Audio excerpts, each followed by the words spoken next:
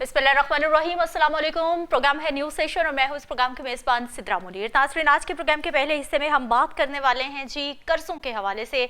मुझ पर, आप पर, हर पाकिस्तानी जो शहरी है और साथ साथ जो हर पैदा होने वाला बच्चा है या फिर वो पैदा हो चुका है आज की डेट में, वो इस वक्त 3,25,000 रुपये का मकरूज़ है। अब ये मैं नहीं कह रही, बल्कि सेनेटर सैफुल्लाह अब्दू की जानिब से एक इजलास मुनाकिद किया। सेनेट की कायमा कमेटी का एक इजलास हुआ है जिसकी सदारत सेनेटर सैफुल्लाह अब्दू कर रहे थे। उन्होंने बताया है कि इस वक्त जो पाकिस्तान पर कुल कर्जे हैं उनकी मिकदार 81,000 अरब रुपए हो चुकी है और 26,000 रुपये बैरूनी कर्ज बताए जा रहे हैं और 55,000 रुपये मुकामी कर्ज भी मौजूद है। इसी तरह अगर हम हिसाब लगाते हैं पाकिस्तान की आबादी के लिहाज से 25 करोड़ की हमारी तकरीबन आबादी है, तो फीकस 3,25,000 रुपए बनते हैं।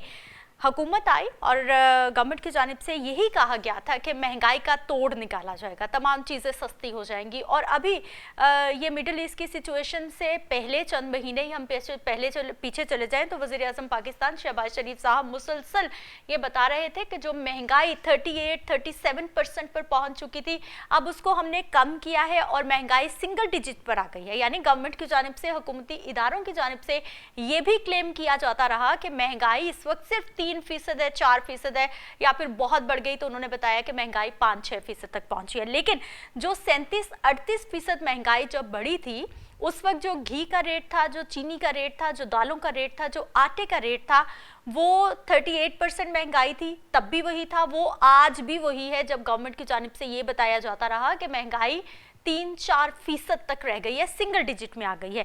तो ये कर्ज किस तरह से बढ़ते जा रहे हैं। हर गवर्नमेंट आती है और यही कहती है कि जो पहले हुकूमत मौजूद थी उन्होंने इतना कर्ज ले लिया, मुल्क दिवालिया होने के दहाने पर पहुंच गया, इसलिए हम मजीद जो है वो मुल्क को संवारेंगे, बनाएंगे। लेकिन हम देखते हैं कि मुसलसल फिर IMF से कर्ज लिए जाते हैं, मुसलसल फिर जो है वो हम पर कर्जा जात बढ़ते जा रहे हैं। और IMF की जानिब से अब ये भी शर्त लगाई गई है कि पेट्रोलियम मसनूआत की कीमतें बढ़ाई जाए और ये भी कहा जा रहा है कि जो पेट्रोल है उसकी कीमत में तकरीबन 90 से 100 रुपये इजाफा हो सकता है और जो डीजल है उसकी कीमत में तकरीबन 200 रुपये इजाफा हो सकता है। इन सारे मामलात पे बात करेंगे। सीनियर सहाफ़ी उसामा गाजी हमारे साथ मौजूद हैं। उसामा साहब, आपको खुशामदीद कहते हैं, बहुत शुक्रिया आपके टाइम का। हुकूमत तो महंगाई को सिंगल डिजिट पे ले आई थी, उसके बावजूद चीज़ें भी महंगी हैं, कर्जे हमारे बढ़ते जा रहे हैं। अगर हम PTI की गवर्नमेंट की बात करते हैं तो उनके खिलाफ इसीलिए तहरीक अदम इस्तेहकाम आई थी कि महंगाई का तोड़ नहीं निकल पा रहा, महंगाई को बुनियाद बना के उनको घर भेजा गया था। और अब क्या हो रहा है, आप भी, बल्कि आपको भी मुबारक हो, आप पे भी 3,25,000 रुपए का कर्जा है। हाँ जी, और मेरी फैमिली का अगर देख लें तो हर बच्चे के साथ अहलिया और हम सब इस कर्जे में अब डूब चुके हैं। कैलकुलेट और कर लें कितना बनता है। हाँ जी, ये तो फिर अब जाहिर है ये तो 10 लाख से ऊपर चला जाएगा। और हुकूमत वैसे भी वो कर्ज जो वापस करना है वो हमसे ही लेकर करना है, कुछ खुद तो जनरेट नहीं कर रही हुकूमत। तो टैक्सेस से ही इकट्ठा करती है कोई भी हुकूमत और टैक्सेस बढ़ा रही है। जिस तरह भी आपने पेट्रोल का जिक्र किया, वहां भी टैक्स लग रहे हैं, हर जगह टैक्सेस है। और इसी तरह इसमें हैरानकुन बात यह है कि इतने टैक्स लगाने के बाद भी FBR का टैक्स टारगेट पूरा ही नहीं हो रहा। 9 माह में 610 अरब रुपए के शॉर्टफॉल का सामना है। वो किस तरह पूरा करना है, उसके लिए जनाब हल ये है कि मजीद टैक्सेस लगा दिए जाएं। सही। और यहाँ पर मसला ये है, जो एक अजीब बात मुझे नजर आती है, आपने जिस तरह IMF का जिक्र किया, यानी IMF की हमने हर बात माननी है, हर बात कि जी वो IMF नहीं कहता, IMF रिलीफ नहीं दे रहा, IMF कह रहा है कि जी बिजली की कीमतें बढ़ा दें, वो आम आदमी की पहुंच से दूर होती चली जा रही है। IMF कह रहा है कि आप मीटर का खर्चा आप 5 गुना कर दे, 3 गुना तो हो गया है खैर, अगर आपने अब नया मीटर लगवाना है तो तार का खर्चा आपको लग पड़ेगा। लेकिन IMF इनको नहीं रोकता कि जी चेयरमैन सेनेट के लिए आप 14 करोड़ की गाड़ी नहीं ले सकते, इससे नहीं रोकता। आप 30 गाड़ियों का प्रोटोकॉल लेकर नहीं फिर सकते, इससे IMF नहीं रोकता। इन 30 गाड़ियों का मतलब यह है कि लाखों रुपए का पेट्रोल सिर्फ आपने एक दफा जला देना है। यहां तो ताजियत के लिए भी जाना है तो वहां भी 30-30 गाड़ियां जा रही हैं, आ रही हैं, इसके लिए IMF नहीं रोकता। IMF जितने आपके मुफ्त खर्चे हो रहे हैं, तमाम पार्लियामेंट में हैं, दीगर बड़े बड़े इदारे, तमाम जितनी बड़ी पोस्ट हैं, उनके लिए, जो उनके मुलाजमीन के लिए और घर के लिए गैस, बिजली, पानी, पेट्रोल सब मुफ्त है, उस पर नहीं रोकता। लेकिन आम आदमी को रिलीफ देने से वो रोक देता है। ये IMF की समझ नहीं आती और उससे ये रोक भी नहीं पाते। यानी गवर्नमेंट भी नहीं कहती हाँ कि हमें कुछ ना कहिएगा, बाकी ठीक है हम निचोड़ लेंगे आम आदमी को। और फिर ये कर्जे लिए जाएंगे, वो IMF के कर्जे हों, वो दोस्त ममालिक के कर्जे हों, और वो वापस किसने करने हैं, इससे सोचते नहीं है। असल में मसला ये होता है कि हर शख्स को ये एक इक़्तिदार में आने के बाद होता है कि जी मेरे पास है 5 साल, सही, मैं कर्ज ले लेकर जैसे भी गुजारा कर जाऊं और आखिर में ऐसा दिखा दूं देखिए मैंने बड़ा कुछ कर दिया है, किसने देखना है, आम आदमी ने, और उसके बाद मुझे दोबारा बारी मिल जाए। दोबारा बारी क्या मिलनी है, कर्ज लेकर भी बेहतर नहीं हो सकते। और खतरनाक बात यह है सिद्रा कि हमने जितना कर्ज आप सोचिए कि पिछले 70 साल में लिया, उससे ज्यादा पिछले हमने 5 साल में ले लिया है या 8-10 साल में ले लिया। आप सोचे, यानी वो अगर हमने 100 रुपया लिया हुआ था तो हमने पिछले 4-5 साल में 200 ले लिए, 100 रुपए से भी ज्यादा हमने ले लिया। तो ये कर्ज वापस कैसे होगा, उसके लिए कोई एक्सपोर्ट हमारी हो जिसकी वजह से हम कोई तरक्की कर सके, हमारी प्रोडक्शन बेहतर हो जिसकी वजह से हम तरक्की कर सकें, आगे बढ़ सकें। नहीं, हम तो नीचे जा रहे हैं। उसामा मुस्तकबिल का सबसे अच्छा पैमाना, आपने कहा कि पिछले 8-10 साल में हमने जितना कर्ज ले लिया है, इससे पहले 60 सालों में हमने उतना जो है वो 70 साल में पाकिस्तान पे इतना कर्ज नहीं था। मुझे ये बताइए, ये कर्ज फिर लग कहाँ रहा है? हमारे बच्चे जो है वो अगर गवर्नमेंट स्कूल में जाते हैं वो आज भी टूटे फूटे, ना उनको साफ पानी मिल रहा है वहां पर, ना उनके बैठने का मुनासिब इंतजाम है, बिल्डिंग्स का बुरा हाल है। कितनी हमने नई यूनिवर्सिटीज बना दी हैं, क्या हमने किया है इस सारे कर्ज का? आवाम तो आज भी रो रही है। हम देखिए अपनी प्रोडक्टिविटी नहीं बढ़ा सके, हमने कर्ज लिए, तनख्वाहें दे दी, हमने कर्ज लिए, हमने स्टेट ओन एंटरप्राइजेस, PIA है, स्टील मिल है, रेलवे है, किस इदारे का मैं नाम लूं, किस किस बात का हम रोना रोएं, वहां पर हमने ये खर्च कर दिए। और इसी तरह पेंशन्स इनकी हैं, इनकी तनख्वाहें हैं, इनकी मरात है, वहां पर हमने खर्च कर दिए बहुत सा हिस्सा। बाकी जाहिर है कि सरकार के खर्चे होते हैं, तनख्वाहें होती हैं। आप नोट कीजिए ना, यहाँ क्या आज भी क्या होता है, सरकारी नौकरी किस तरह से मिल जाए, किस तरह से मिल जाए, क्यों, क्या होगा। आप यहाँ पर मिसाल के तौर पर नई फोर्स बन गई, पीरा फोर्स में आप चले जाएं तो शिकायतें आप देखिए किस तरह से आ रही हैं कि वहां से रिश्वत दी जाती है। यानी जितनी महंगाई होगी आपको फर्क नहीं पड़ेगा, आप ऊपर की कमाई से उसे गुजारा कर लेंगे। रेडी वाले तक आपने जो रेट लिस्ट देनी होती है वहां पर 50 रुपए से लेकर, या दुकानदार है तो 100-150 रुपए लेके, वो 5-10 रुपए का एक पेपर है जो जिम्मेदारी है कि जी हर जगह जाके लगाया जाएगा कि आज की रेट लिस्ट है। तो हर जगह जो जितना खा सकता है वो खा रहा है। और हमने ये कर्ज लेकर उन जगहों पर लगा दिए, जिस तरह देखिए साहिवाल कोल पावर प्लांट है, हमने सोचा ही नहीं कि हमारे बल वायबल होगा, अगले कुछ सालों में नहीं होगा। जिस तरह अब देखते हैं कि सोलर का आया जी, अब समझ नहीं आ रही क्या करना है। ओ जी आपने सोलर अगर लगा लिया है तो अब उसके लिए हमने क्या करना है, अच्छा जो ज्यादा एक्सपोर्ट कर रहा है, जो उसने लाइसेंस लिया उससे अब हम उसका जीरो कर देंगे, सोलर खत्म करना है, सोलर लगाना है। हमारी कोई पॉलिसी में कंसिस्टेंसी नहीं है। इसी तरह हमने इतने पावर प्लांट्स ऐसे लगा लिए, हमने सोचा ही नहीं, अब उसका सर्कुलर डेट बढ़ता जा रहा है, तो ये कर्ज वहां पर जा रहा है, सर्कुलर डेट में जा रहा है, सरकारी तनख्वाहों में जा रहा है, जो हमने पहले कर्ज लिए हैं उनकी सूद की अदायगी में जा रहा है, और हम वो कर्ज कोई लुटा ही नहीं पा रहे, मजीद कर्ज लेते चले जा रहे हैं, पिछले कर्ज को लुटाने के लिए और अपना मुल्क चलाने के लिए मजीद कर्ज ले रहे हैं। हमने वहां पर पैसा ही नहीं लगाया। आपने FBR की बात की है, जिसकी सबसे बड़ी जिम्मेदारी है कि उसने टैक्स रेवेन्यू बढ़ाना है, टैक्स नेट को बढ़ाना है, और उसके जरिए हमने जो है वो बैरूनी कर्जे और अंदरूनी कर्जों को उतारना है। FBR सबसे ज्यादा टैक्स सैलरी क्लास से ले रहा है। सैलरी क्लास तो आपको खुद मालूम है कि कितनी का सैलरीज होती हैं, किस तरह से जो है ना सिर्फ वो सैलरी से पहले टैक्स देते हैं, उसके बाद हर छोटी से छोटी माचिस की डब्बी भी खरीदेंगे तो उस पर भी हम टैक्स देते हैं। डायरेक्ट टैक्सेस का निज़ाम इनसे क्यों नहीं बढ़ाया जा रहा है? टैक्स नेट में ज़्यादा से ज़्यादा लोगों को क्यों नहीं लाया जा रहा? अभी भी लाहौर जैसे बड़े शहर में कितनी बड़ी बड़े ऐसे कारोबार मौजूद हैं, वो चाहे कपड़े का कारोबार है या फिर वो रेस्टोरेंट चेन्स का कारोबार है, वहां पर जो है वो FBR की रसाई नहीं है, वो कैश पेमेंट पर चल रहे हैं। वो अगर उनको आप कार्ड ऑफर भी करते हो तो वो कहते हैं जी कार्ड का ऑप्शन नहीं है, आप कैश पे करें। और ये मैं बड़ी बड़ी जगहों की बात कर रही हूँ। उसकी वजह यह मेहनत नहीं करनी हमने, क्या जरूरत है, जब बड़ा आसान है, जो रिकॉर्ड में मौजूद है, सैलरी वाला बंदा उससे आप टैक्स ले लें। पेट्रोल है, सबसे आसान काम है, आप इन पे टैक्स ले लें। कहां जाकर सारा कुछ करेंगे, और फिर जाएंगे तो अपनी कमाई कहां से लेंगे?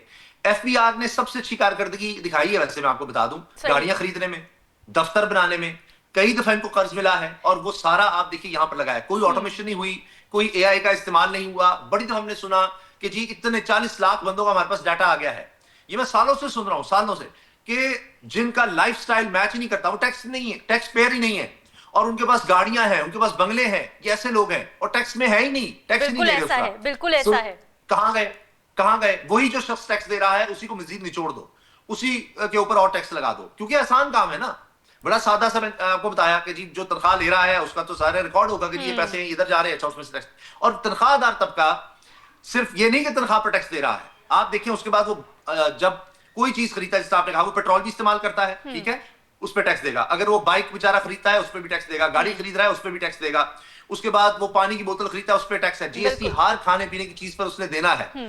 तो हर चीज, अच्छा बिजली इस्तेमाल करेगा, आप सोचिए जरा, अब बिजली इस्तेमाल करने में फिक्स चार्जेस कितने ज्यादा लग गए हैं, वो कहां से? होना तो चाहिए ऐसा सिस्टम हो कि एक शख्स जो टैक्स दे रहा है वो अब बाद में रिक्लेम करे कि देखिए मैंने ये देखिए बिजली पर मेरे से टैक्स ले लिया गया है, जबकि मैं तो टैक्स अपना दे चुका हूं इनकम पर। अब आप बिजली पर मुझसे क्यों टैक्स ले रहे हैं, आप मुझ पर गैस से क्यों टैक्स ले रहे हैं, इन चीजों पे ना ले। लेकिन वो तनख्वाह पर 100 रुपए की थी उसकी तनख्वाह, 20-25 रुपए वहां कट गई, उसके बाद कुछ बिजली में कट गई, गैस में कट गई, फीसों में कट गई, उसके बाद 18% जीएसटी में कट गई, जो भी चीजें उसने खरीदी हैं, पेट्रोल में, मोटरसाइकिल, उसने कोई चीज खरीदी कट, उसके लिए अपने इस्तेमाल की तो शायद 20-25 रुपए बचते हो, इससे ज्यादा नहीं। बिल्कुल सही। उसामा गाजी, मुझे ये बताइएगा कि हम लोग जिन डेवलप कंट्रीज को फॉलो करने की कोशिश करते हैं या फिर हमारी गवर्नमेंट जिनकी पॉलिसीज हम पे लागू करने की कोशिश करें, वहां पर तो प्लास्टिक मनी है, और हमारे यहाँ अभी भी मेरा ख्याल है कोई 70-80% जो कारोबार है वो कैश टू कैश हो रहा है, जो सबसे बड़ा क्वेश्चन मार्क है। और दूसरा ये, ताजिर आज तक इनके कंट्रोल में नहीं आए गवर्नमेंट के। इन्होंने शनाख्ती कार्ड की शर्त रखी, उन्होंने नहीं मानी, 2-4 हड़तालें की, गवर्नमेंट ने घुटने टेक दिए। उसके बाद हमने देखा कि इन्होंने कहा जी तमाम चीजों का रिकॉर्ड रखा जाएगा, हमने तमाम ताजिरों को टैक्स नेट में लाना है। क्या ये लाने में कामयाब हो गए टैक्स नेट में? ख्वाजा आसिफ साहब तो बड़ा चीखते हैं, लेकिन वो मुझे याद है एक ही दफा एक ट्वीट आ गया था खैर मरीम नवाज साहिबा का, तो उसके बाद वो चीजें कुछ रिवर्स हो गई थी। उसका भी कोई मैकेनिज्म नहीं बन सका, क्योंकि जब ताजरों की बात सुने वो कहते हैं जी देखिए हम बिजली पे भी टैक्स दे रहे हैं, हम प्रॉपर्टी पे टैक्स दे रहे हैं, हम इस पे दे रहे हैं। भाई वो हम सब दे रहे हैं हुजूर, ये बात नहीं है। जो अमीर ताजर है वो कुछ तो आए, तो कोई फार्मूला बनता है, उस पर खराबी आ जाती है कि अच्छा दुकान पर टैक्स लगाएं, वो कहेंगे जी हर दुकान पे एक जैसा आप कैसे लगा सकते हैं, उसकी मेजरमेंट पे सोने की दुकान और कोयले की दुकान का आप मुआवजा तो नहीं कर सकते कि जी ये किस तरह से है, फिर किसका कितना कारोबार चल रहा है इसका भी नहीं पता। तो उसकी आमदन का कोई तरीका होना चाहिए, वहां पर जाकर के उसकी आमदन कितनी है, जब उस पर नहीं हो पाता तो जी अच्छा आपका टर्नओवर देखें, फिर हर चीज पर उतनी कमाई नहीं होती। एक फर्ज कीजिए एक छोटी चीज है उस पर 10% प्रॉफिट आ रहा है, एक कोई शख्स उतना ही बेचकर कोई और चीज उस पर 1 रुपए का प्रॉफिट आता है 100 रुपए की। बिल्कुल ऐसा। ताजिर मसला यह है कि वहां पर कारकुन बहुत होते हैं किसी खास जमात के, या उनके अपने लोग एमएनए एमपीएस इस तरह के इन्फ्लुएंस लोग होते हैं जिनकी पहुंच होती है, तनख्वाहदार तबके की पहुंच वहां पर नहीं होती। तनख्वाहदार का आपने क्या करना है, तो लिहाजा कारकुन वो जो तनख्वाह का होगा वो उस तरह से कारकुन नहीं होता, क्योंकि अगर ही वो तनख्वाह ले रहा है, ना उसने एमएनए का इलेक्शन लड़ना है, ना उसने एमपीए का लड़ना है, ना वो एमएनए ने अपनी जो फौज एक जफर मौज रखी होती है साथ मुसलसल, या जिनको नवाजना होता है वो नहीं, सरकारी नौकरी या दीगर जगहों पर तो नहीं वो काम करने वाला बंदा जो है वो इस तरह तो नहीं फिर सकता। तो वहां पर टैक्स लग जाता है, उनके चीखने कोई फर्क नहीं पड़ता। लेकिन ताजिर का ये मसला है कि अगर आप हुकूमत में हैं और ताजिर बरादरी में आपको लगता है कि उनके वोटर सपोर्टर या कारकुन खासतौर पर वो ज्यादा है, उनकी सुनवाई ज्यादा है, तो वहां तक तो बात चली जाती है। लेकिन उसके अलावा जिसकी नहीं है उसकी वहां तक पहुंच ही नहीं है, वो कुछ नहीं कह सकता, वो कुछ बोल नहीं सकता। इसलिए हमारे मुल्क में ये हालात हैं कि जिसकी तो पहुंच आगे तक है उस पर टैक्स नहीं लगेगा। पूरे पाकिस्तान को हमने किफायतशारी मुहिम पे लगाया हुआ है। वज़ीर आज़म पाकिस्तान आते हैं, खिताब करते हैं, किफायतशारी मुहिम का दर्स देते हैं कि हमने किफायतशारी करनी है, हमने पेट्रोल का कम से कम इस्तेमाल करना है, आप पब्लिक ट्रांसपोर्ट पे आ जाएं। ये जो आपने प्रोटोकॉल की बात की थी, ये जो बड़ी बड़ी गाड़ियों की बात की थी, ये क्यों नहीं कट लग सकता? ये 1200-1500 सीसी गाड़ी में बैठना इन अफसरान की तौहीन क्यों है? क्यों इनके पास जो है वो 3500-4000 सीसी से बड़ी या फिर उतनी ही गाड़ी होनी चाहिए जिसकी फ्यूल कंजम्पशन भी बहुत ज्यादा है, और फिर जो प्रोटोकॉल के डाले हैं वो भी फ्यूल पानी की तरह पीते हैं। आपने तो बात ही खत्म कर दी। देखिए वो कहते हैं कि सरकारी अफसर बने हैं तो इसलिए थोड़ी बने थे कि अब हम मोटरसाइकिल पर फिरेंगे या आम गाड़ी में फिरेंगे। अब इसका जवाब तो ये दिया जाता है जी क्या करें, खच्चर ले आए, घोड़े ले आए। भाई कौन कहता है आपको खच्चर घोड़े ले आए? आप वो गाड़ी भी सिंपल ले लें जो आपने बात की कि जी 4x4 आपको चाहिए और उसमें भी टॉप वेरिएंट चाहिए, टॉप वेरिएंट। बिल्कुल बिल्कुल। जो गाड़ी भी लेनी है, मसलन फर्ज कीजिए जिसको जितनी सैंक्शन हुई है उसमें उस गाड़ी का टॉप वजन 800 सीसी फर्ज कीजिए किसी अफसर को मिलनी है, उस 800 सीसी में भी टॉप वेरिएंट, 1500 है तो उसमें भी टॉप वेरिएंट। सोच का म्यार आप देखें। अब तो ये हुआ कि चूंकि लोगों ने जाकर, आप जैसे साफियों ने सवाल करना शुरू किया तो लोग भी देखते हैं अच्छा ये ग्रीन नंबर प्लेट की गाड़ी, इसमें ये फैमिली क्यों आ रही है, ये तो सरकारी इस्तेमाल होनी चाहिए।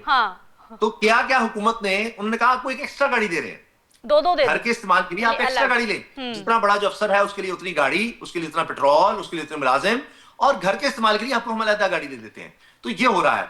अब उससे कहते ये हैं कि जी इससे कितना फर्क पड़ जाएगा, बात ही फर्क नहीं होती। देखिए जब आप खुद नजर आ रहे होते हैं, ठीक हुकूमत है नजर आ रही उसामा होती है। बाजी, वक्त की जी थोड़ी सी किल्लत है, मुझे आपकी बात काटनी पड़ी, माजरत चाहती हूँ मैं, लेकिन वाकई ही जब भी इस तरह की बात की जाती है तो कहते हैं जी इससे कितना फर्क पड़ जाएगा। इसी से तो सारा फर्क पड़ रहा है। आपकी बड़ी बड़ी गाड़ियां खत्म नहीं हो रही हैं, आपके 60 गाड़ियों के, 20 गाड़ियों के प्रोटोकॉल खत्म नहीं हो रहे। आप प्रोटोकॉल लगाते हैं, पूरी रोड पर जब गाड़ियां रुक जाती हैं भाई उनका खर्चा होता है। जब तक इन चीजों को कंट्रोल नहीं किया जाएगा, ऊपर वाले नहीं बदलेंगे, नीचे तक इस इम्पैक्ट को लाना बहुत मुश्किल है। मुझे आपने ब्रेक पे जाने की इजाजत देनी है, वापस आते हैं, मजीद टॉपिक पे बात करेंगे।